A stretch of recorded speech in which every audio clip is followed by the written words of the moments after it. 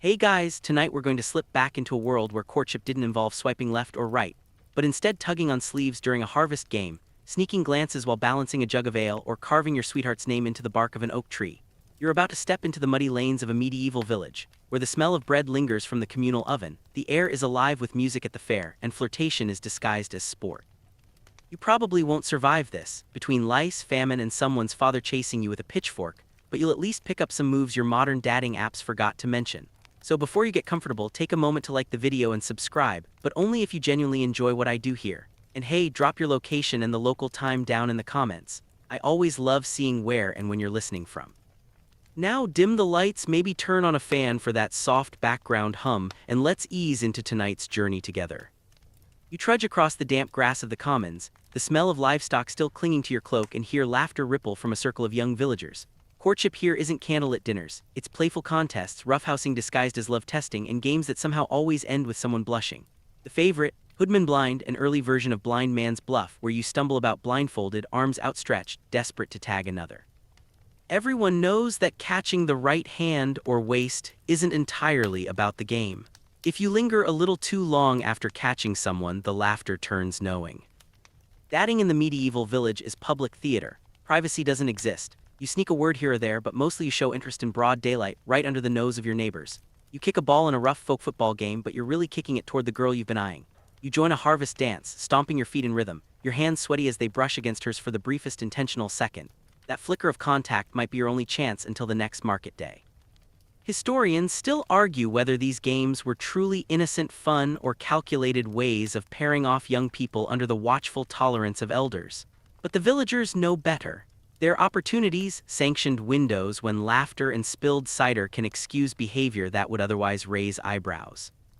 One quirky tidbit, sometimes a boy would throw an apple at the girl he liked. If she picked it up and took a bite, that was her way of saying, "All right, let's talk more." If she did, well, congratulations, you just bruised both an apple and your pride. And yes, that does sound like the world's earliest and crunchiest version of read receipt. You linger at the edge of the gathering, wondering how bold you should be. Everyone's watching and everyone pretends not to be watching. The old women spin their distaffs and pretend to talk wool prices while their eyes dart to see whose sleeve you tug.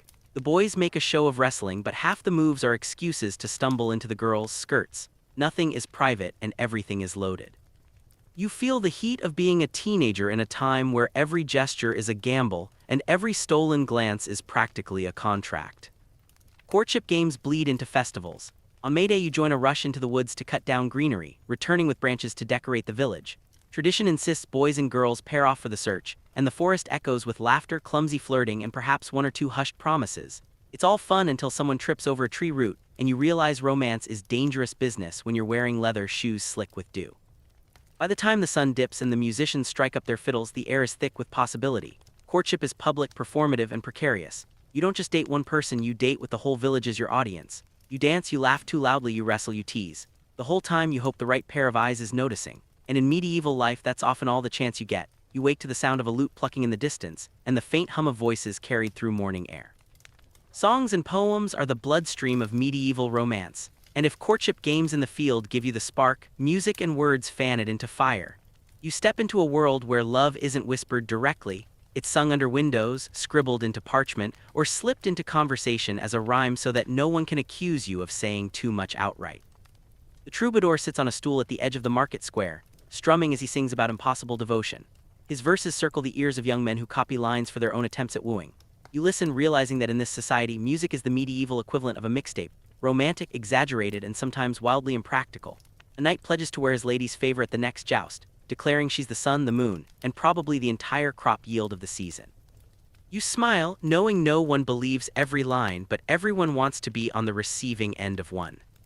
You practice subtle codes. Instead of texting emojis, you master the flick of a handkerchief. A glance downward, a flower pinned in your hair the wrong way round, a ribbon tied loosely, every little detail sends a signal.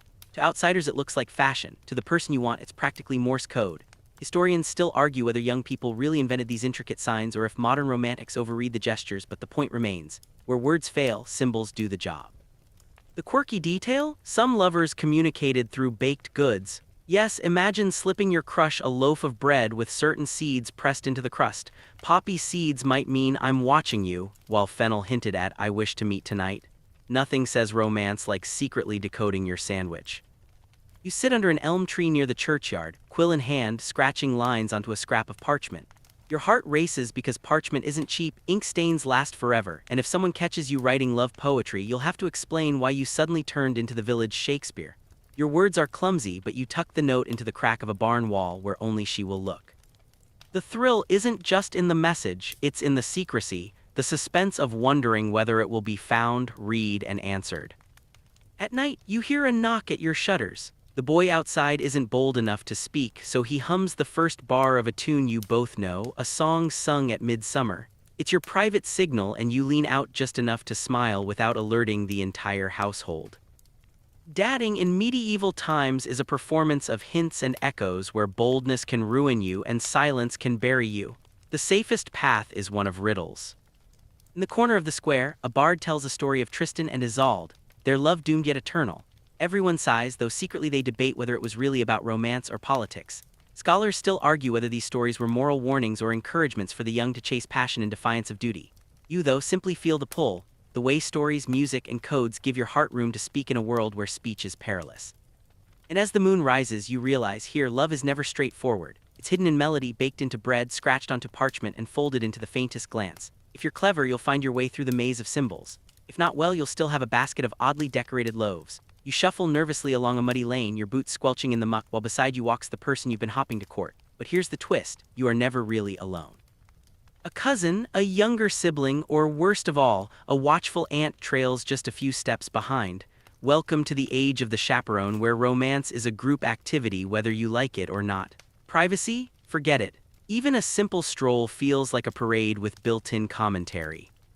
You glance sideways at your companion, daring a half-smile while the chaperone coughs pointedly. Every word must be calculated, every gesture purified of suspicion. Historians still argue whether this constant supervision was truly effective or if it only pushed lovers to become more inventive. But in the moment, you know one thing, holding hands is practically an act of war. Curfews make matters trickier. Bells toll in the evening, signaling that all respectable people should be tucked indoors. Try sneaking a late-night serenade and you'll risk not just angry fathers but also fines from the town watch. Curfews were designed to keep order, prevent crime, and let's be honest, spoil the fun. You sigh realizing that your most daring date is a brisk walk before sunset, dodging puddles while your little brother giggles behind you. And yet, even in this suffocating structure, there are ways to play the game. Young couples perfect the art of speaking in fragments with words that sound innocent to the aunt's ears but carry deeper meaning to each other. You might say, the weather's been mild for the sheep this season, but your tone, your glance, the curve of your lips, these transform it into, I thought about you all night. Quirky tidbit? In some towns, unmarried couples were allowed supervised bundling during winter, sharing a bed fully clothed, separated by a board or sackcloth. Supposedly innocent, it gave people a chance to talk privately through the long night. Let's just say historians still argue how strictly the rules were followed. The tension builds in small rebellions. You let your fingers brush during a lantern-lit stroll. You linger a heartbeat too long after a farewell. You slip a word that only the two of you understand. Each tiny act is amplified by the chaperone's shadow and the curfew bell's looming threat. You sit together on a low stone wall, pretending to discuss the harvest yield while the aunt hovers. The air smells of wet hay and your heart drums faster than any lute at the tavern. Love in this world is a choreography of restraint. You aren't free to whisper under the stars, but you learn the power of subtlety, of smiles so fleeting they could be accidents, of promises made not in touch but in tone. When the final bell rings and the street's empty, you retreat indoors with frustration and longing, yet also with hope. Because in the end, maybe it's precisely the restrictions that make each glance, each word feel like treasure. The sun rises over the crooked rooftops and you make your way to the market square. The air is thick with the scent of onions, salted fish, and freshly baked rye bread. Chickens flap at your ankles, merchants shout over one another, and somewhere in the chaos lies the heartbeat of medieval courtship. Because while the village green had its games and the moonlit path had its stolen glances, the market and the church are where love truly happens, or at least begins. You linger by a stall selling ribbons, pretending to inspect the colors. She's there across the square, holding a basket of eggs, and both of you know exactly why you just happened to show up at this hour. Dating in medieval times isn't private candlelit dinners, it's bargaining over cheese while trying to look charming. You ask the merchant about the price of pears, but your real question is whether she'll look up and meet your eyes. Markets are perfect because they're loud, crowded, and full of excuses to bump shoulders. You drop a coin, she stoops to pick it up, and for 3 seconds the entire world is the brush of your hands. The old ladies notice, of course, they always do, but they'll chalk it up to clumsiness. Historians still argue whether these market flirtations were tolerated as harmless play or strictly monitored by gossiping elders. Either way, you know the risk. Flirt too boldly and the story will spread faster than the smell of smoked herring. Church, though, that's the other great stage for romance. You kneel in a pew, candlelight flickering across stone walls, and find yourself sneaking glances during Mass. The sermon drones on about sin and salvation, but your heart is pounding because her veil slipped slightly and you caught a glimpse of her hair. Yes, in a world of heavy modesty, even a loose strand can feel scandalously intimate. A quirky tidbit: some churches installed a whispering bench, a confessional-style wooden divider where young people could sit on either side and murmur through the carved lattice. Supposedly, it was for practical conversations before weddings. In practice, it became a hotbed of giggles, secret promises, and maybe a little too much whispering.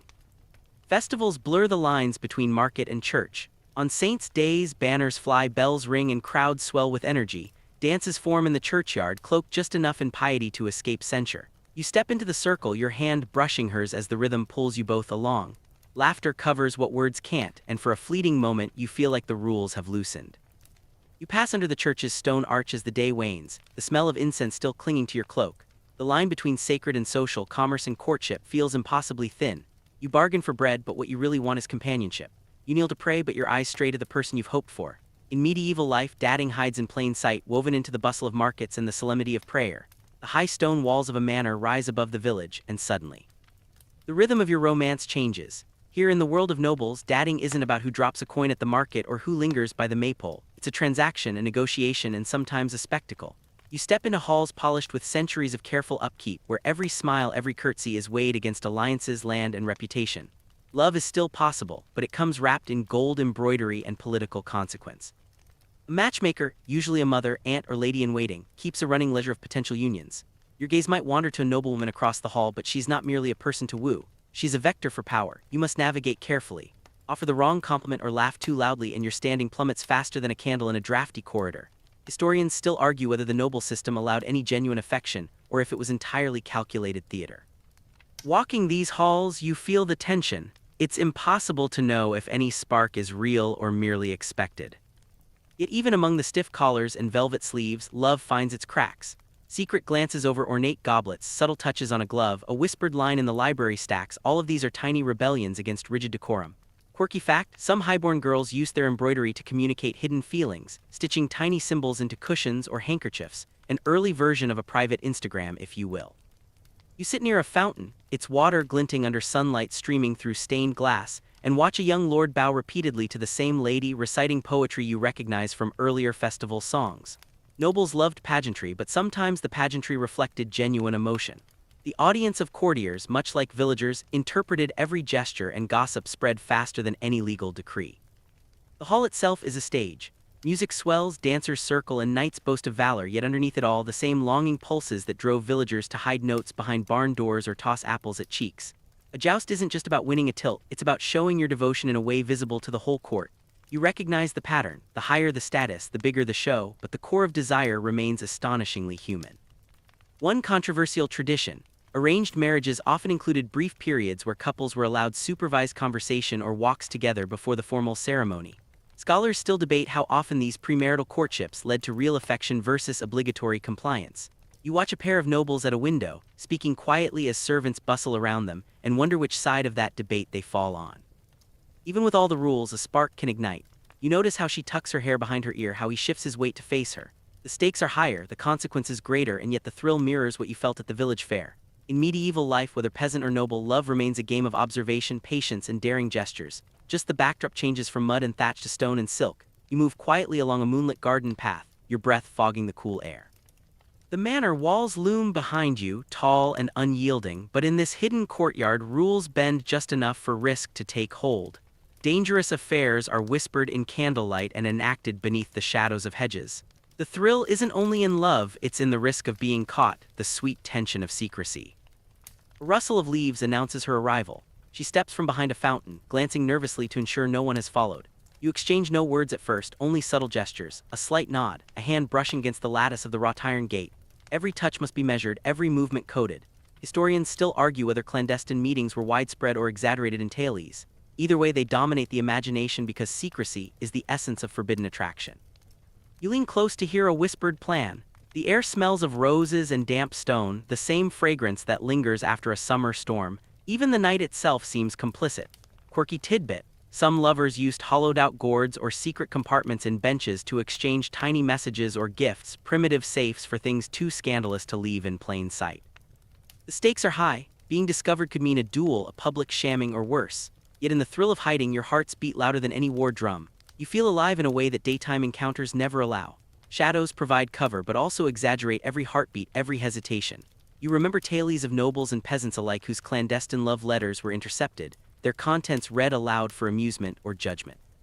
It's a cruel reminder that every secret has the potential to explode. Even so, these meetings teach subtlety and cleverness. You learn to speak in riddles, to hint rather than declare. You laugh quietly at the absurdity of it all, how something as simple as meeting in a garden can feel like plotting a heist. Love, in this light, becomes a game of wit as much as of desire. And then there's the thrill of anticipation. Each rendezvous builds upon the last. The brief brush of fingers, the stolen glance, the whispered word, each one compounds, forming a secret world that exists just beyond prying eyes.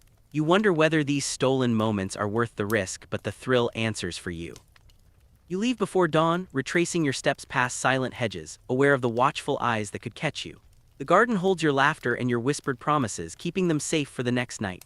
In medieval times, romance often walks hand in hand with danger, and you feel the pulse of excitement that risk alone can bring. You climb the castle steps, worn smooth by generations of nights, and the air shifts. Here, love is no longer a matter of whispered words behind hedges. It is elevated to the dizzying heights of courtly devotion, a theater of chivalry and impossible promises. Knights dedicate themselves to ladies with a rigor bordering on the sacred. Poems, songs, and deeds are all deployed to display unwavering loyalty. You can feel the weight of expectation pressing down as you step into this glittering world, where gestures speak louder than words, and every glance is scrutinized. The tournament grounds buzz with anticipation. Horses paw at the earth, banners snap in the wind, and nobles watch with rapt attention. A knight's lance isn't just a weapon, it is a declaration. He tilts at the joust not for glory alone, but to win favor with a lady he may barely know. Historians still argue whether courtly love was a true expression of feeling or an elaborate social game, a performance layered atop protocol and ambition. You, standing at the edge of the lists, feel the tension of both belief and theater. The poetry of devotion pervades every hall. Quirky detail: some knights kept small, jeweled tokens engraved with secret verses meant to convey feelings too bold for spoken word. These objects were prized, hidden, and occasionally lost in the chaos of battle or ballroom alike. You imagine the thrill of receiving one, a tiny, precious proof that someone dared to place their heart in your hands. Dances accompany this spectacle. You step carefully, following the intricate patterns of the courtly minuet, your fingers brushing just so against your partner's glove. The choreography itself becomes a language, each twirl and bow signaling affection, respect, or playful challenge. Even the smallest gesture, a hand offered, a curtsy returned, carries immense weight.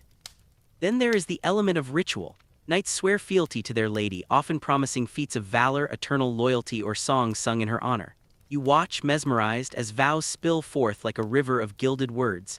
Even though you recognize the theater, you cannot help but feel the resonance. There is a poetry in commitment, however symbolic, that transcends the pageantry.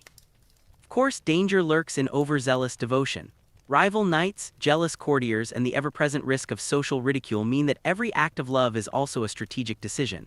You note the careful calculation in each bow, the subtle signaling of favor, the guarded looks exchanged in corridors. It's a dance of emotion and politics, and misstep can be catastrophic. In the quiet corners of the castle, away from the gaze of the court, letters are exchanged, glances linger, and fleeting conversations unfold. You realize that the essence of courtly love mirrors the secretive thrill of peasant romance, desire paired with discretion, longing tempered by the rules of the world. It is both grandiose and intimate, theatrical and deeply personal, a paradox you learn to navigate with every heartbeat. Night falls and you find yourself in the dim glow of a flickering hearth, surrounded by a world that believes love can be guided, or even manufactured, through charms, potions, and whispered incantations. Witchcraft, or at least the popular belief in it, seeps into medieval romance. You step into a realm where a sprig of rosemary, a lock of hair, or a carefully brewed concoction might determine whether someone's heart turns toward you or away. You kneel beside a small vial, peering at its cloudy liquid, wondering if a drop is enough to secure affection. Some say a lover's potion requires more than ingredients, it demands the right incantation, precise timing, and perhaps a pinch of desperation. Historians still argue whether such potions were widely used or mostly the stuff of rumor and cautionary tales. Either way, the concept dominates the imagination. Love is a science, an art, and occasionally a gamble. Quirky tidbit: medieval lovers sometimes wore love knots, intricate cords braided into their hair or around their wrists to bind someone emotionally, at least symbolically. You can't help but smile at the earnestness of it. People would go to these lengths, convinced a twist of thread or a dab of herbal paste could tip the scales of fate. Even charms were subtle performances. You might slip a token into her glove or leave a carved symbol on a tree where she passes, assuming she understands its meaning. The entire village could be involved unknowingly. A well-placed charm could ignite curiosity, suspicion, or fascination. You marvel at the layers of communication, the way superstition and desire blend seamlessly in daily life. Some rituals were public, others secret. You watch couples exchange coins or rings imbued with protective phrases or invocations, hoping to secure favor without alerting the prying eyes of elders. Risk is constant. Too bold a gesture could lead to scandal, accusations of witchcraft, or harsh reprimand, yet the thrill is undeniable, the potential reward intoxicating. The night air carries whispers of ancient beliefs. A leaf pressed into a book of prayers might draw someone's heart toward you. A candle left burning on a windowsill could send a message that words cannot express.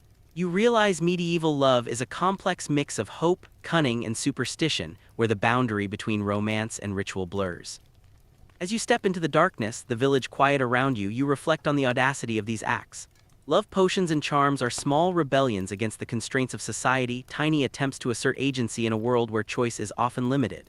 You carry both excitement and caution in your chest, knowing that each potion, each symbol, each secret whisper is a gamble on the human heart.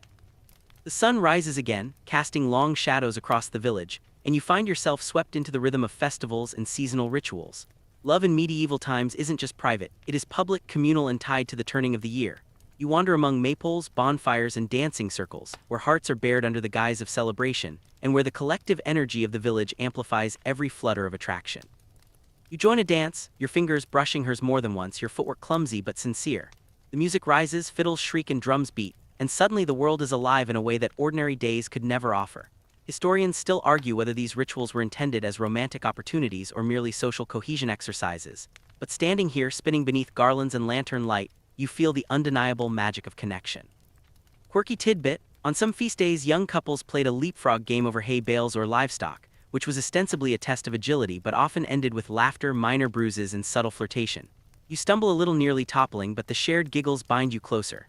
It's rough, earthy, and utterly different from polite hand-holding or courtly bows, an intimacy forged through play and physical courage. The seasonal rhythm dictates the opportunities. Midsummer bonfires become secret rendezvous under the guise of festival merriment.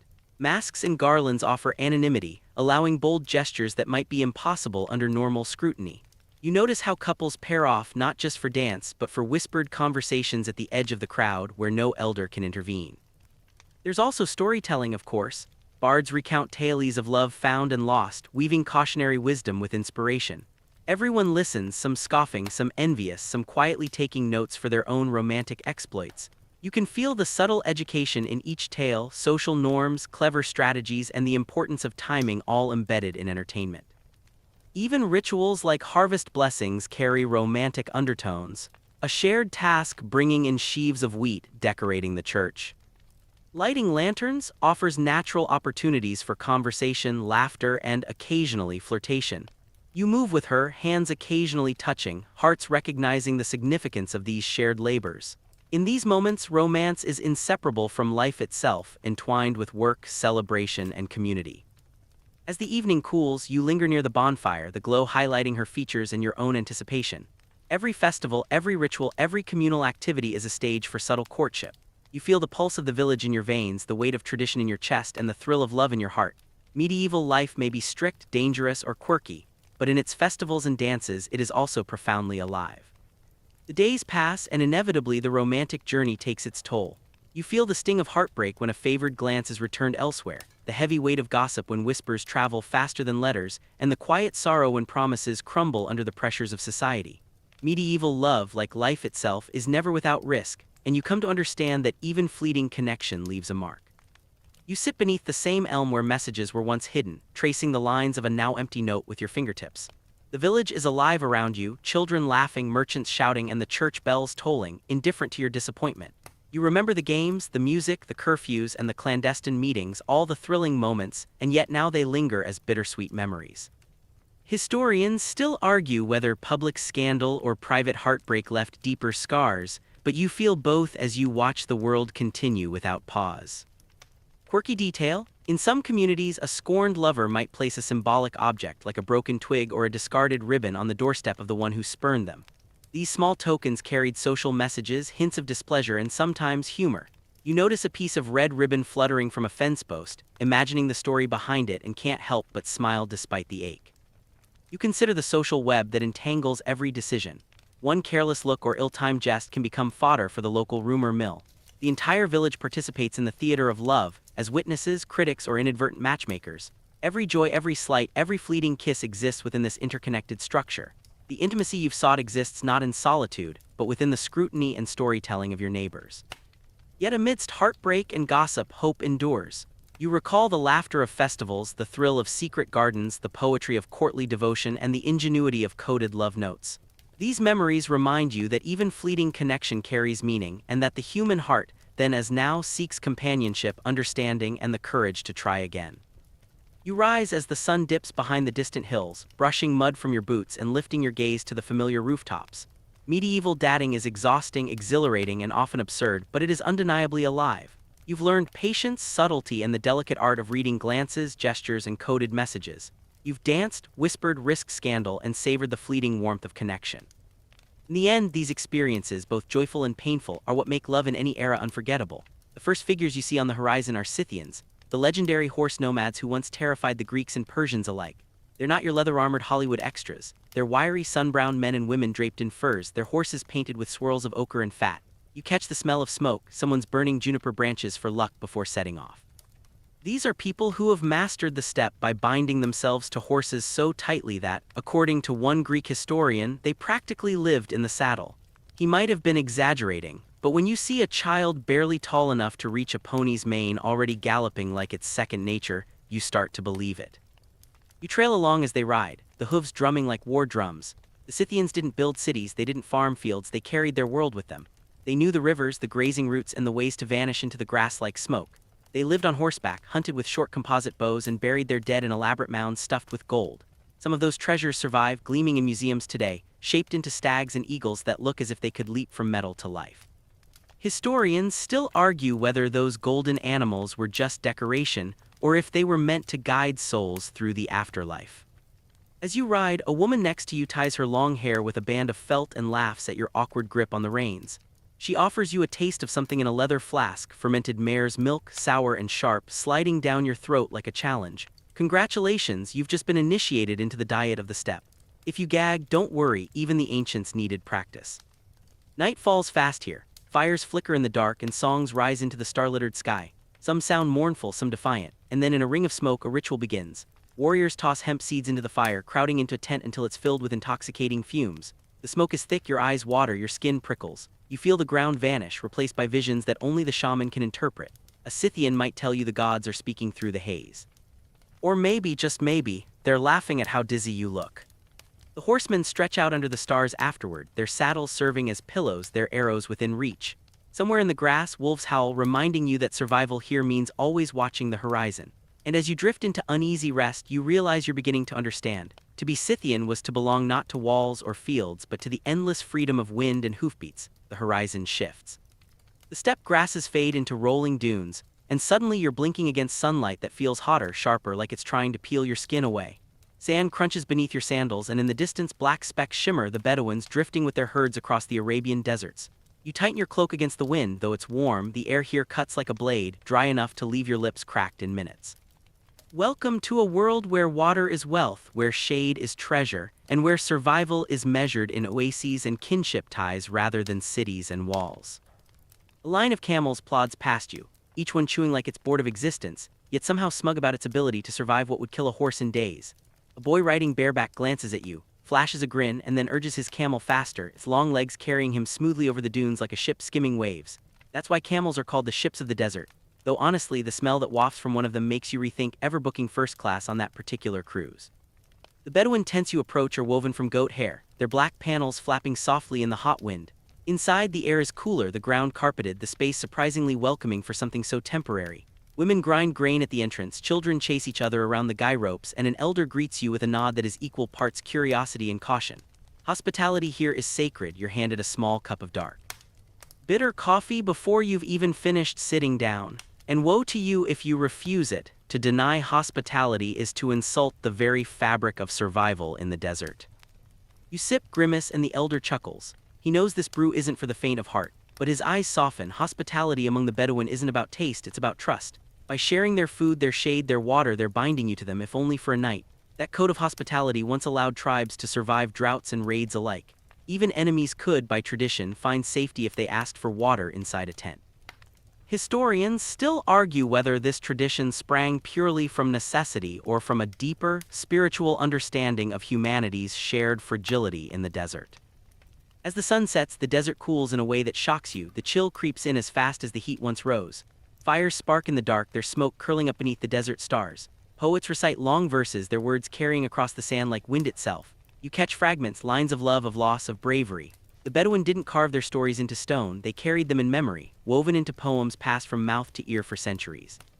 One warrior poet might sting another clan with satire sharper than any blade.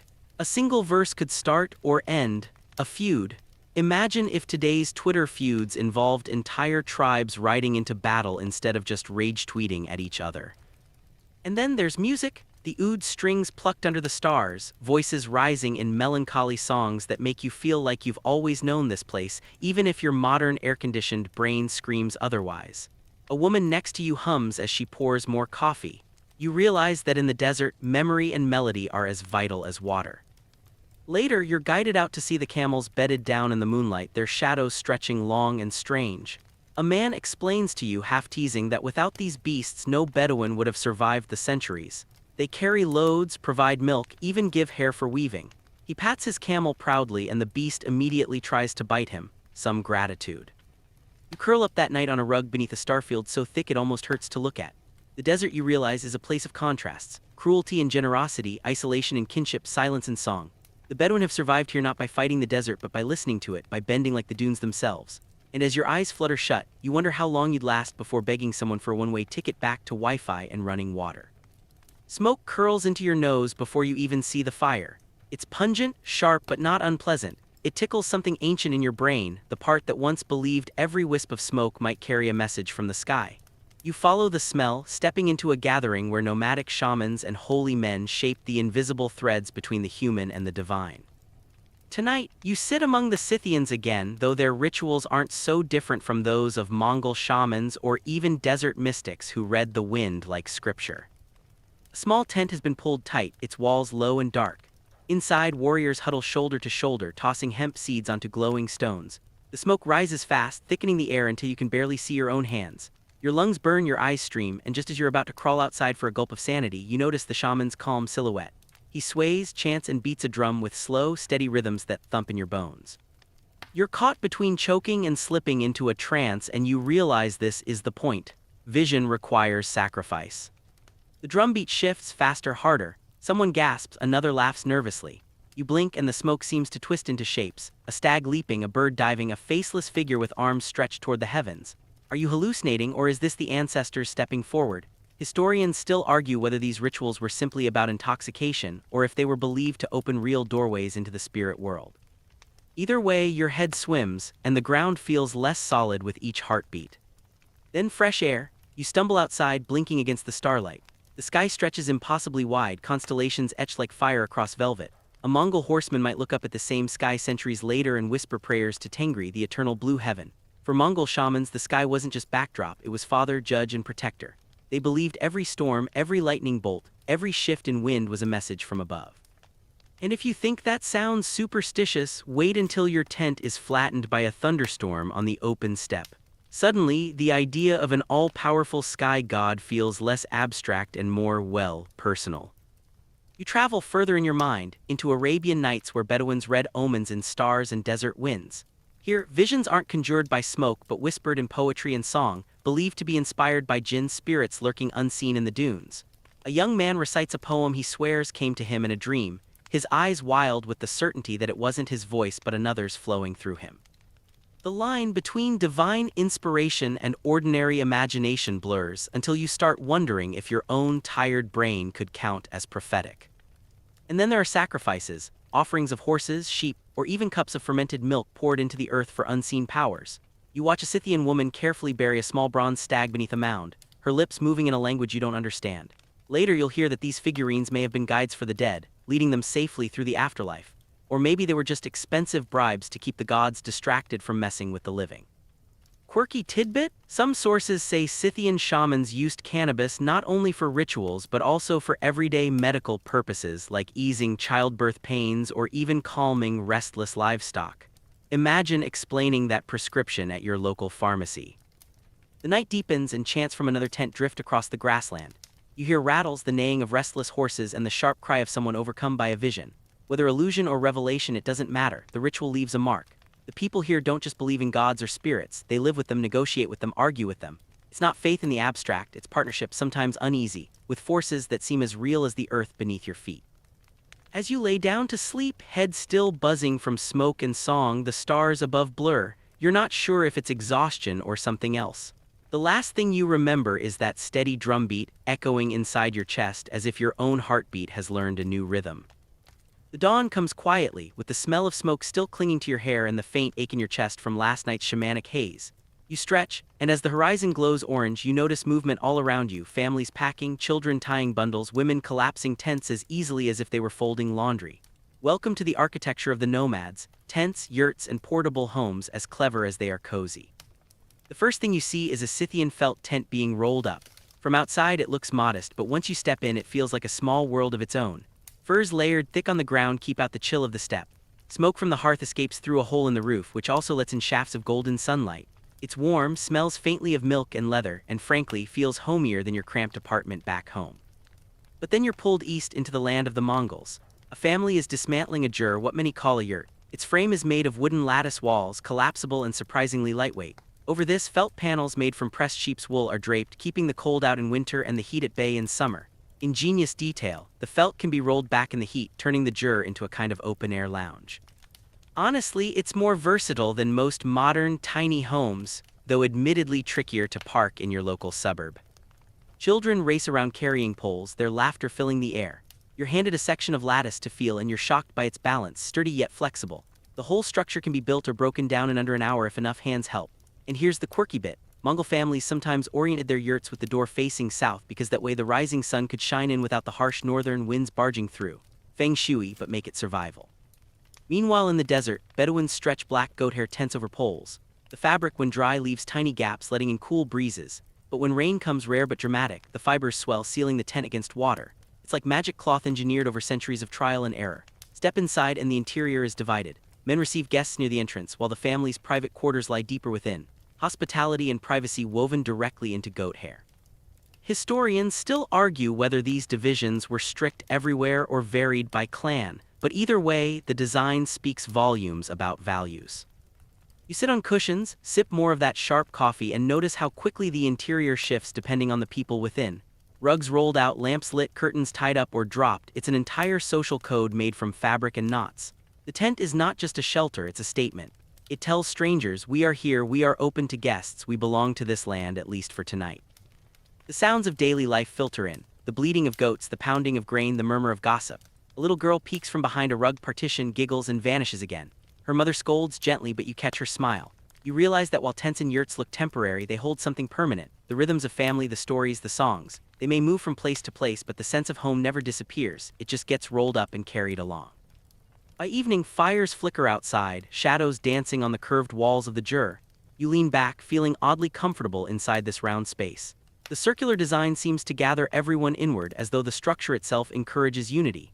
Maybe that's why so many nomadic tales speak of clans, kinship, and collective identity. Living in circles changes how you see each other. As the wind hums against the felt, and the stars wheel above, you drift into sleep with a quiet thought. Maybe permanence isn't about walls or stone. Maybe it's about how you carry your world, how you fold it and unfold it wherever you go. The next morning greets you not with silence but with a steady jingle, camel bells swaying, horse tack clinking, and the muffled thud of hooves on packed dirt. You blink awake to find yourself on a dusty trail that stretches further than your eyes can follow. This is no casual morning stroll, this is the artery of the ancient world. You've stumbled into the lifeblood of nomads, trade routes, and the hidden wealth they carried across continents. A caravan moves slowly past, camels groaning like tired baritones, their backs piled high with sacks. Cloth bulges from one, spices from another, and a third carries something you can't quite place until the wind shifts. Oh yes, definitely dried fish. Someone's dinner 1,000 miles from here. Merchants bark in different tongues, Persian, Sogdian, Turkic. The air itself feels like it's made of barter and promises. The Scythians, fierce horse riders you met earlier, weren't just warriors. They controlled steppe passages that linked Greece with faraway China. Gold, furs, and slaves passed through their lands. Later, Silk Road caravans followed similar veins across deserts and grasslands, stitching together worlds that had never dreamed of one another. Imagine, silk spun in China draped across the shoulders of a Roman senator who probably thought it grew on shimmering trees. Historians still argue whether nomads were mainly middlemen or major power players, but one fact holds: without them, the world's first globalization would have stalled in its tracks. You shuffle closer to a Bedouin trader negotiating at the edge of an oasis. His camels are loaded with frankincense, that resin burned in temples from Egypt to India. He's smooth, charming, offering you a tiny whiff of the stuff, and suddenly the desert doesn't smell like camel sweat anymore but like heaven's perfume. He grins at your wide-eyed look. He knows it's worth its weight in silver. For centuries, Bedouins guided caravans along the incense routes, through landscapes where getting lost didn't just mean inconvenience, it meant death. Their knowledge of wells, stars, and shifting dunes was as valuable as the goods strapped to their camels. And then there's the Mongols. By the time of Genghis Khan, their empire cracked open the Silk Road like never before. With brutal efficiency, they cleared bandits, demanded taxes, and surprise twist made travel safer than it had ever been. Letters, silk, porcelain, even knowledge itself zipped across the steppe highways under their watch. One quirky tidbit: the Mongols created a kind of medieval Amazon Prime, with relay stations and riders who could deliver messages across thousands of miles faster than some modern postal systems. Forget drones, this was horsepower at its peak. At a roadside camp, merchants spread wares. Lapis lazuli from Afghanistan glitters deep blue in the sunlight. Bolts of patterned cloth glow like captured rainbows. Jars of honey catch flies but tempt everyone else. You're drawn to one odd item, a sack of salt. It doesn't sparkle like gems or smell divine like frankincense, but it's the silent king of the market. Out here, salt preserves meat, restores strength, and flavors the blandest meal. People fought wars over this mineral, and suddenly you don't feel silly craving a pinch on your tongue. Night falls and the market transforms into a gathering of shadows and lanterns. Stories are traded as eagerly as goods. A Persian merchant brags of fire temples, a nomadic elder recounts raids with a twinkle of mischief, and a traveler from China describes strange animals with spots, giraffes like walking question marks. You realize that along these routes, culture itself is cargo. Ideas about religion, medicine, music, and even fashion travel on the backs of camels and horses. You bed down among the caravan, wrapped in the mingled scents of spice and smoke. The quiet hum of foreign tongues drifts you towards sleep. Wealth here isn't just counted in gold or silk, it's measured in connections, in stories carried from one horizon to another. And as your eyes close, you imagine a map where the trade routes are glowing veins, pulsing with life, keeping the heart of the ancient world beating. The hush of night is broken by a sound that vibrates through your bones, hoofbeats, dozens of them pounding the earth in perfect rhythm. You jolt upright, and before you know it, you're surrounded by nomads in motion. These aren't peaceful traders or poets tonight. These are warriors sharpening arrows by firelight, testing bowstrings with fingers calloused by years of practice. Welcome to the world of war bows and swift horses, the combination that made empires tremble. A young Scythian hands you a bow. It looks small compared to the longbows you might have seen in movies, but don't underestimate it. This is a composite bow built from layers of horn, sinew, and wood glued together. Compact enough to use from horseback, it packs the punch of a modern crossbow. You draw the string clumsily, your arms shaking, and he laughs. For him, this is as natural as breathing. Herodotus once claimed Scythians could shoot backward while galloping full speed. You try to imagine doing that without immediately eating dirt face first. Nearby, Mongol riders are practicing a drill. They ride in loose formation, then scatter suddenly, losing arrows at imaginary enemies. The air sings with shafts, and when they regroup, it's as if the chaos had been choreographed. Their horses respond to the lightest tug or whistle, proof of years spent riding since before they could walk. These riders didn't just use horses for battle, they lived on them. Food, milk, transport, and war, 4 legs provided it all. Historians still argue whether it was discipline or sheer adaptability that made Mongol cavalry nearly unstoppable, but you're convinced it was both. A commander waves you closer to watch a tactic called the feigned retreat. A group of riders charge, then suddenly wheel around, pretending to flee. The pursuing enemy rushes after them, only to be ambushed by hidden archers circling from the sides. It's devastating, elegant, and kind of unfair, like being lured into chasing someone in Mario Kart only to hit every banana peel on the track. The Bedouins, too, had their martial skills. Lightly armed, they knew the desert better than any invader. Raiding was both survival strategy and cultural practice, quick strikes against caravans vanishing back into the dunes before retaliation could catch them. A Bedouin elder tells you, half proud and half stern, that even the fiercest armies often learn the hard way. You can conquer a town, but you can't catch the desert itself. Quirky tidbit: Mongol archers supposedly trained by shooting at marmots and other small animals while galloping. If you can hit a scurrying rodent at full speed, you can probably hit, well, anything. Pity the marmots, though, history's unsung target dummies. You're given the chance to ride with a Mongol unit at dawn. The horses are small, shaggy, and surprisingly sturdy. Your mount bounces under you like a pogo stick as the troop takes off. Dust blinds you, wind slaps your face, and your bowstring slaps your wrist when you misfire. The warriors beside you loose arrows smoothly, their shafts vanishing into distant targets with a soft thunk. You're left with a welt and a bruised ego. They grin. You're officially battle comic relief. After hours of drills, the warriors settle by the fire. Their saddles serve as pillows, their weapons always within arm's reach. They talk of past battles: Scythians repelling Persian invasions, Bedouins outmaneuvering caliphal armies, Mongols sweeping across Asia like thunder. Yet not every story is grim. One man jokes that his horse knows his thoughts better than his wife does. Everyone laughs except perhaps his wife, who rolls her eyes from across the fire. As you lie awake, the hoofbeats still echo in your ears. You realize the genius of nomadic warfare wasn't just technology or tactics, it was mindset. To them, the battlefield was as open as the horizon, their movement as fluid as the wind. Settled empires built walls, cities, and fortresses. Nomads built speed, surprise, and resilience, and more often than not, speed won. Your ears are still ringing from the hiss of arrows when the next morning brings a different sound entirely. The soft clatter of bowls, the bubbling of kettles, and the bleating chorus of sheep and goats. You've stumbled from the battlefield into the kitchen, if you can call an open fire, a few clay pots, and some wooden ladles a kitchen. Here, in the nomadic world, feasts, herds, and curious concoctions shape daily life. The first thing someone presses into your hands is a wooden cup filled with arag, fermented mare's milk. You brace yourself, remembering the sour sting from your Scythian hosts, and yes, this one is no gentler. Tangy fizzy with a faint whiff of barnyard, you cough, and the Mongol elder across from you laughs so hard he nearly spills his own drink.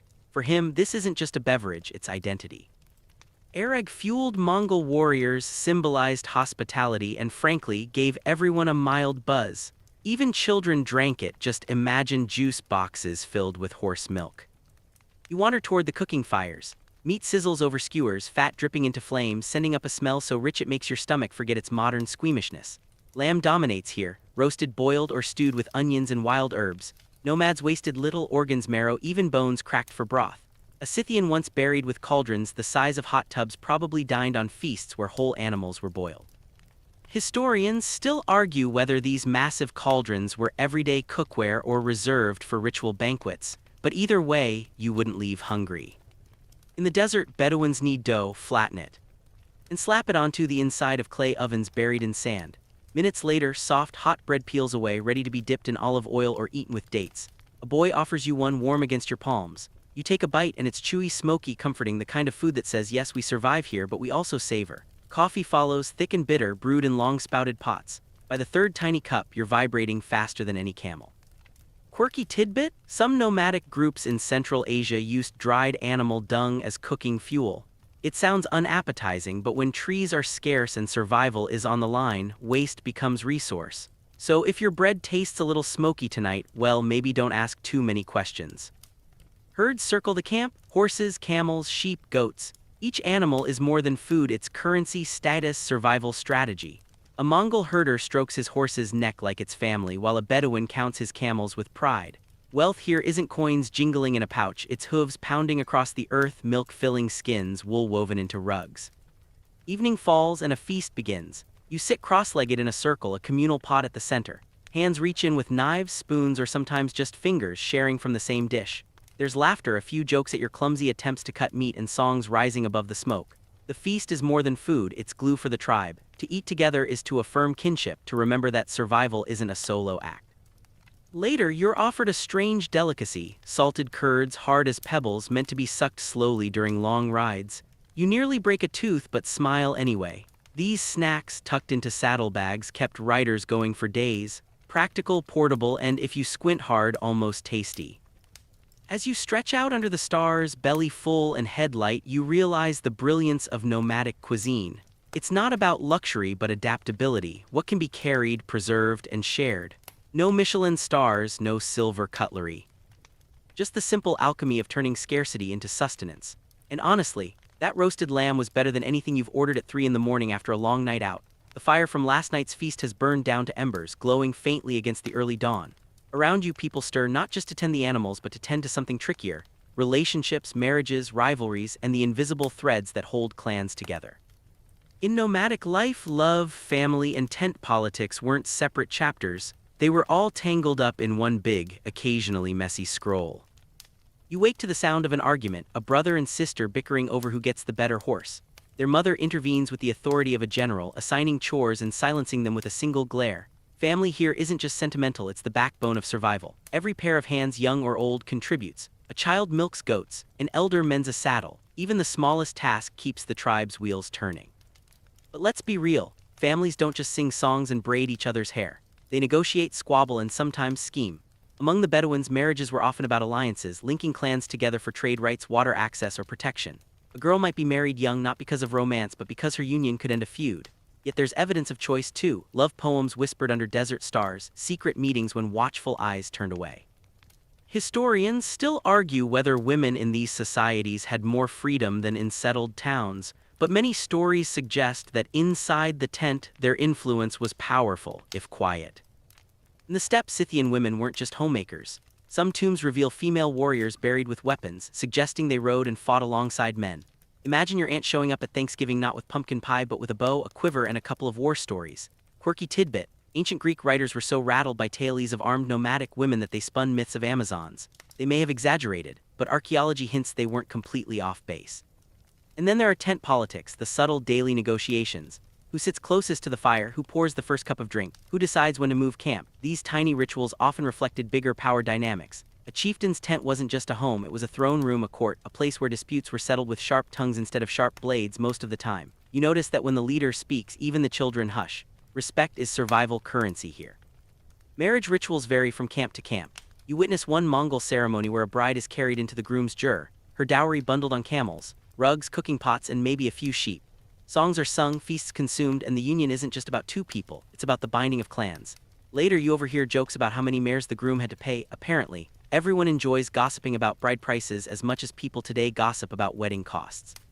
Even conflict has its rituals. In a Bedouin camp, two men dispute grazing rights. Voices rise, hands wave, but before weapons can appear, an elder steps forward. He invokes hospitality, recites a proverb, and like magic tempers cool. The fight dissolves into mutters, then laughter. You can't help but think how handy it would be if modern arguments, say about Wi-Fi passwords, could be solved by a wise elder quoting poetry. At night, after all the politics and chores, quiet moments sneak in. Lovers exchange glances across the fire. A mother braids her daughter's hair while humming. An old man tells children a tale of their ancestors, his voice weaving the clan's past into their dreams. It's tender, grounding, and oddly familiar. Because whether you live in a felt yurt, a black tent, or a modern apartment, the same truth hums beneath it all. Families are complicated, messy, but absolutely necessary. As you drift off, curled under barred blankets, you realize that nomadic survival wasn't just about horses, bows, or camels. It was about people learning to live tightly bound together, their hearts and tempers as woven as the ropes that held their tents upright. The earth shakes beneath pounding hooves and the morning sky fills with dust. You squint against the sun and realize you're no longer among small wandering clans, you're riding with the Mongols. Their thunder isn't just the sound of horses, it's the roar of a people on the move, conquering with a speed and ferocity the world had never seen before. You probably won't survive this charge, but at least you'll get the story firsthand. You see him, or at least feel his presence, Temujin, who you know better as Genghis Khan. Born into hardship, abandoned by allies, left with his family to starve, he clawed his way from obscurity to global legend. He united fractious tribes not with soft words but with fire, loyalty enforced by fear, and rewards that made warriors rich. You ride beside men and occasionally women bound by a strict code. Share and plunder, follow orders, betray no one, fall short, and, well, let's just say early retirement plans weren't an option. Their strategy is breathtaking in its simplicity: composite bows that can pierce armor, horses that carry them farther and faster than any army before, decoy retreats that lure enemies into traps. You gallop past villages that once seemed impregnable, now reduced to ash. It's terrifying and impressive at the same time, like watching a toddler with permanent marker near white furniture. Historians still argue whether Genghis wanted to build an empire or just ensure survival for his people, but either way, the result was staggering. Yet here's the quirky bit: despite their reputation for brutality, Mongols could also be shockingly tolerant. Conquered peoples kept their religions as long as they didn't rebel. Merchants thrived under Mongol protection, caravans rolling safely from China to Persia. The famous Silk Road, once dangerous, pulsed with new life. Imagine being a trader back then. You might lose a few goods to taxes, but at least you wouldn't be robbed every 20 miles. For the medieval world, that was practically Amazon Prime shipping. You duck inside a jur that serves as a war council. Maps are spread on low tables marked with rivers and fortresses. Leaders debate targets while messengers rush in and out, dust clinging to their boots. Politics hums beneath the thunder of conquest. Families are moved, new alliances forged, conquered generals brought into the fold if they swear loyalty. It's not chaos, it's orchestration. Every horse, every bowstring, every sack of grain has its place. At night, after the battles, the camp feels oddly human again. Fires crackle, songs rise, meat roasts, mare's milk ferments. And warriors laugh at jokes you can't quite follow but recognize as universal: teasing, boasting, complaining. Children play outside the circle of light. In moments like this, the empire feels less like an unstoppable machine and more like a web of families that just happen to be reshaping the world. Still, you can't shake the awe. From the Great Wall of China to the gates of Hungary, the Mongols carve a map that dwarfs anything Rome ever achieved. Their thunder echoes far beyond the steppe, changing trade, politics, and even cuisine. Yep, some pasta traditions might owe a debt to Mongol roots. And you, lucky or unlucky traveler, are carried along in their wake, your ears ringing with the sound of hooves and your mind buzzing with the realization: this isn't just conquest. It's the world being rearranged in real time. The horizon softens as the dust settles from battles and caravans alike. You're no longer rushing, no longer dodging arrows or negotiating deals. Instead, you walk slowly through echoes of past nomadic trails from the steppe to deserts, carrying the ghosts of Scythians, Bedouins, and Mongols in your wake. It's quiet now, but the stories ripple like waves, reminding you that these cultures never truly vanish. They leave footprints in modern life, music, language, and even the restless spirit of anyone who refuses fences. You pass a village where the children still race on horseback, echoing ancient drills. A Bedouin family tends goats and camels the way their ancestors did, and you hear the faint chords of a stringed instrument that might be an oud or maybe a relic cousin from a steppe song. Even in cities, echoes persist. Falconry clubs trace back to steppe hunting, horseback polo mimics Mongol sport, and desert poetry still flutters in souks across the Middle East. The world they shaped continues to pulse in subtle rhythms, unnoticed but resilient. Quirky tidbit: in some remote regions of Mongolia, nomads still use golden eagle hunting to catch foxes and hares, a practice unchanged for centuries. Imagine trekking through skyscrapers with a raptor on your arm. Modernity can't erase every tradition. And historians still argue whether these practices are survival skills preserved or theatrical vestiges meant to display identity. But either way, they fascinate outsiders like you. You take a deep breath of steppe air mingled with city dust, desert wind, and smoke from village hearths. The smell is a blend of memory and place. You remember that fermented mare's milk, the sound of hooves at dawn, the thrill of bowstrings snapping, the hush of the tent, the songs of nomads beneath starlit skies. These sensory ghosts cling, insisting you carry them forward even as your feet hit modern ground. The legacy of these nomads isn't just tangible. It's in the rhythm of life that embraces mobility, adaptability, and resilience. It's in stories and poetry, in the understanding that a home isn't necessarily a building but a community, a shared journey, a tent lifted and folded with care. Steppe, desert, and jur all converge into an ethos that teaches you more about freedom than any wall ever could. As night falls, you close your eyes and hear the distant echo of hooves, the soft whisper of tents being folded, laughter, chants, and songs threading through time. For a moment, you aren't just a traveler, you're a part of that endless cycle, connected to nomads who lived, thrived, and reshaped the world across millennia. You realize that these nomadic echoes live in you now, carrying the wind of their horizons wherever you go. You trudge beside the rumbling of early steam engines, their iron wheels gnawing at the wooden ties laid by hands that are both calloused and trembling. It's 1862 when the vision first crystallizes, a continuous railway stretching from Omaha to Sacramento, a feat that most consider madness, and yet here you are, standing on the edge of what will become a symbol of American determination. Historians still argue whether the promise of manifest destiny was the true motivator, or just a convenient story used to sugarcoat sheer greed and ambition.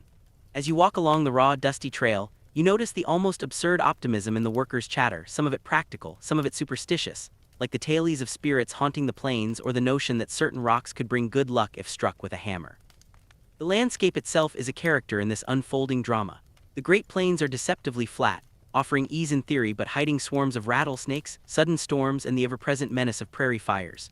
You watch as surveyors pace out meticulous lines with theodolites, their precision belying the chaos of the environment, while laborers haul iron rails over rocky soil and mud that sticks to your boots like chewing gum. Fringe tailies float among the crews like the story of a foreman who supposedly kept a pet raccoon to predict construction delays, which might sound ridiculous, but some swear by it. Even amid the hard work, small wonders catch your eye. A heron skims a creek while sparks fly from a blacksmith's forge. A wagon wheel sinks into the mud only to be rescued by grunting men whose language is a cacophony of Irish, Chinese, and frontier slang. Every hammer strike, every shovelful of dirt, is part of a collective heartbeat driving toward completion. And yes, the occasional snack break features hardtack so stale you could knock a crow unconscious with it, yet somehow it fuels the determination to lay another mile of track. And through it all, there's a quiet, creeping awareness that what you're witnessing is bigger than any one person. The railroad is a spine for a nation still stretching, still aching to link coast to coast. It's a grind, a dream, a dangerous promise, one that smells of sweat, iron, and wild hope. By the end of this first section, you begin to grasp that each spike is not just metal driven into wood. It is a small rebellion against distance, an assertion that people, often unseen, uncelebrated, can bend geography to their will, even if only for a moment. You trudge into the dusty camps where immigrant laborers carve civilization from the raw earth, their hands blistered, their faces streaked with soot and determination. The Irish who came from rain-soaked homelands curse under the relentless sun, while Chinese workers, often barely tall enough to see over the piles of gravel, move with almost hypnotic precision, laying track at speeds that boggle your modern mind.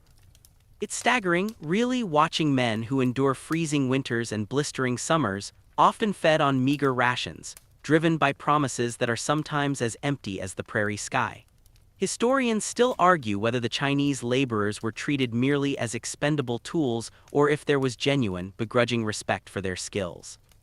You notice as you pass by the small rituals that punctuate their toil, a quiet offering of incense before a particularly dangerous blast in a mountain tunnel, a whispered superstition about which side of a rail to start with, or the odd practice of leaving tiny stone carvings at the edge of newly laid trestles for luck.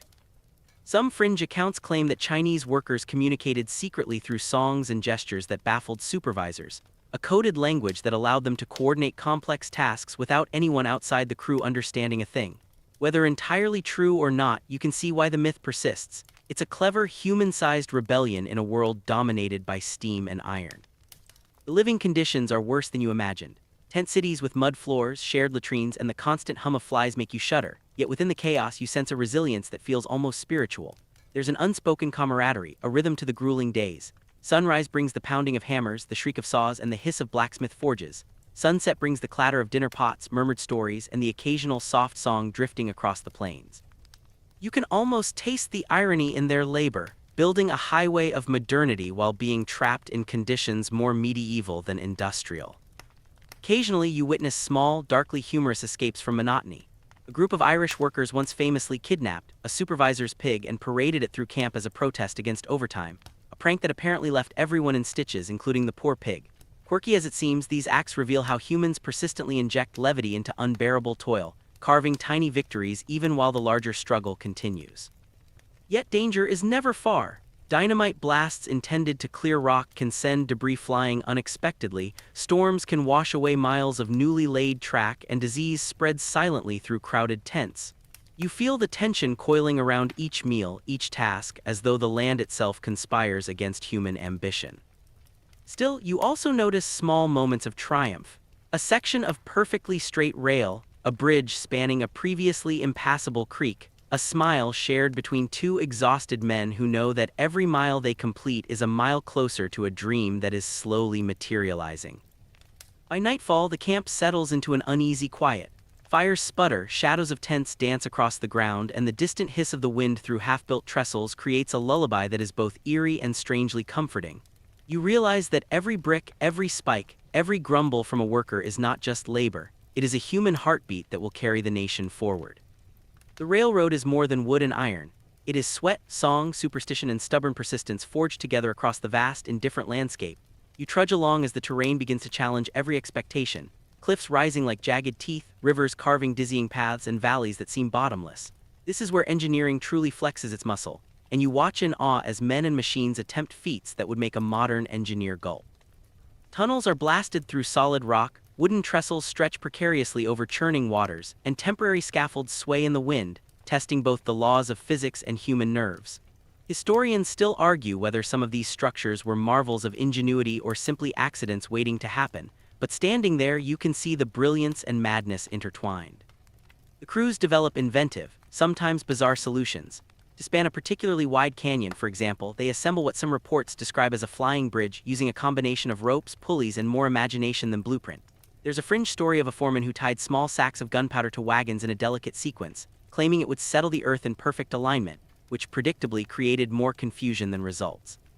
These tales might sound exaggerated, but as you watch, you realize that creativity often walks hand in hand with desperation when mountains refuse to cooperate. The sensory landscape is overwhelming.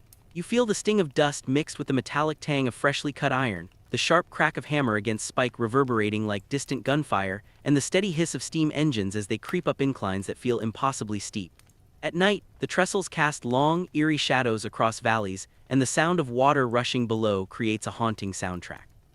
Amid this, you notice odd details: a bird nesting in a tunnel, an abandoned tool left as a marker, or a patch of wildflowers that stubbornly refuses to be trampled. Even in the harshest industrial zone, life persists in small, stubborn ways. Quirky moments punctuate the tension.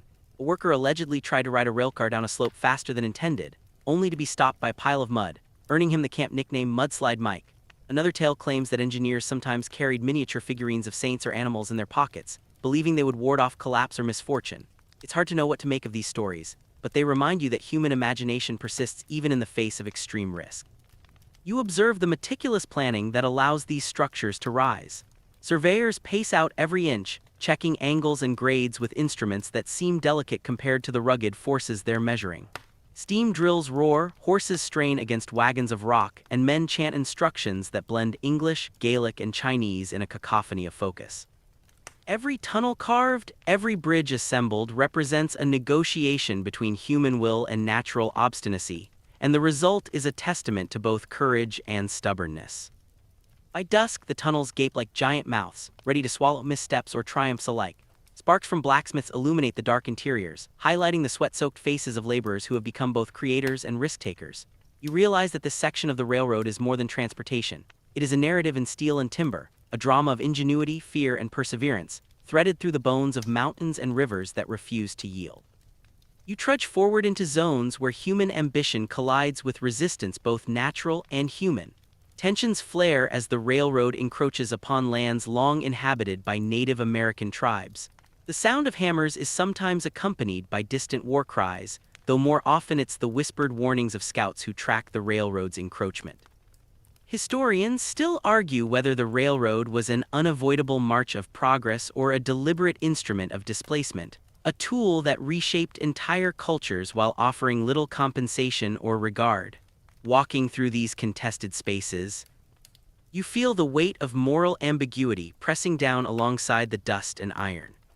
Sabotage and conflict are ever-present hazards. Some fringe reports tell of teams of men borrowing spikes or subtly loosening bolts in protest, actions that were half-practical joke, half-serious resistance. Even the natural environment conspires to test human resolve. Sudden flash floods wash away sections of newly laid track, snowdrifts trap crews in unrelenting cold, and high winds threaten to topple half-finished trestles. You realize that each day is a negotiation, a delicate balance between ingenuity, caution, and sheer stubborn will. You pass through temporary forts and small garrisons, where soldiers maintain uneasy peace, sometimes sharing rations with workers, sometimes standing sentinel against attacks. The juxtaposition is strange: tents for leisure and tents for defense side by side, smoke curling from stoves while the sound of distant rifles echoes across hills. Oddly enough, some laborers keep pets, usually dogs or chickens that roam freely, providing tiny comfort in a landscape dominated by danger and uncertainty. You might chuckle at a rooster strutting confidently past a soldier, but it's a reminder that life persists, often defiantly, in harsh conditions. Even mundane incidents take on heightened drama. A collapsed tunnel could bury weeks of labor in seconds, yet crews often respond with a mix of frantic energy and dark humor, joking about ghosts or angry spirits before diving back into the rubble. Fringe accounts tell of a haunted section near a canyon where workers claim to hear disembodied voices predicting accidents. Whether superstition or psychological strain, it underscores how human minds process risk and stress in extreme environments. The complexity of logistics becomes apparent as supply trains attempt to navigate partially completed tracks. Horses, wagons, and primitive carts jostle alongside steam engines, carrying food, explosives, and tools. You can almost feel the tension in the air, the collective exhale when a wagon tips but no one is injured, the simultaneous relief and laughter that cuts through exhaustion.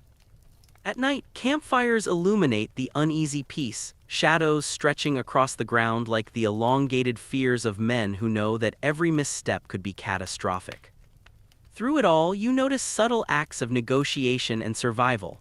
Workers adapt to danger with clever improvisations, improvised pulleys, makeshift shelters, and ritualized routines to ward off bad luck. Some of these practices seem ridiculous in hindsight, but they work and they sustain morale. By the end of the day, you sense the railroad is not merely a project but a theater of constant tension, a world where human cunning meets human obstinacy, and where every mile of track represents both triumph and a delicate truce with forces far beyond your control. You trudge into the world of money, deals, and personalities larger than the mountains themselves. The Central Pacific and Union Pacific are less about iron rails and more about stock certificates, bribes, and the relentless grind of Wall Street ambition. Tycoons like Leland Stanford and Collie's Huntington loom in your imagination as colossal, almost cartoonish figures, top hats, cigars, and a penchant for orchestrating deals that make you squint in disbelief. Historians still argue whether the railroad's financial excesses were necessary for such a massive undertaking or simply a masterclass in exploiting loopholes. Standing here, you can almost feel the invisible tug-of-war between profit and progress, every dollar a potential derailment or victory. The quirky side of finance emerges in surprising ways. One tale has a financier insisting that the color of the railroad ties could influence stock prices, a superstition so peculiar it feels almost fictional, yet somehow it circulates among boardrooms as if true. Fringe accounts suggest that certain tycoons used elaborate coded messages in correspondence, leaving cryptic symbols for allies while opponents scratched their heads. You notice that even in a world dominated by logic and ledger books, human eccentricity finds its stage. Meanwhile, corruption is baked into the rails themselves. Bribes flow like the rivers you've seen bridged, and contracts are awarded to friends, family, or shell companies with an audacity that makes you blink. Some engineers joke darkly that the true railroad isn't the iron path stretching across the continent, but the convoluted web of influence and favor weaving between financiers, politicians, and lawmen. The irony isn't lost on anyone. While workers sweat in mud and heat, executives debate stock splits over dinner parties. The cultural clash is also striking. You pass through offices where clerks juggle multiple languages and currencies, where telegrams deliver coded instructions at lightning speed, and where arguments about territory and supply are conducted with an intensity rivaling the construction sites themselves. A fringe story suggests that some financiers kept small collections of lucky dirt or stones from the rail sites, believing they would ensure profitable contracts. Superstition tucked into spreadsheets, a subtle reminder that human nature permeates all levels of enterprise. Yet amidst all the maneuvering, small victories emerge. A cleared stretch of track means bonuses paid. A bridge completed signals applause and champagne in distant offices. Oddly enough, the gap between the opulent world of financiers and the gritty labor camps sometimes blurs. Letters of encouragement, rare visits from tycoons, and the occasional newspaper coverage provide workers with brief, surreal reminders that their sweat fuels fortunes they may never see. You trudge past tents, wagons, and trestles with a new awareness. The Transcontinental Railroad isn't just steel and timber, it's ambition embodied in every human interaction, a web of greed, genius, and eccentricity that will shape a continent for generations. You trudge through the dusty, chaotic settlements that spring up like mushrooms along the iron path, temporary tent cities and budding boomtowns that seem to grow overnight. Here, life is raw, frenetic, and colorful in a way that makes the labor camps feel almost orderly. Merchants hawk dried meats, hardware, and the occasional bottle of dubious alcohol. Children dart between wagons, and stray dogs patrol the alleys with the air of tiny four-legged sheriffs. Historians still argue whether these towns were engines of culture or merely transient, chaotic byproducts of construction, destined to vanish once the rails stretched beyond the horizon. The quirkiness is omnipresent.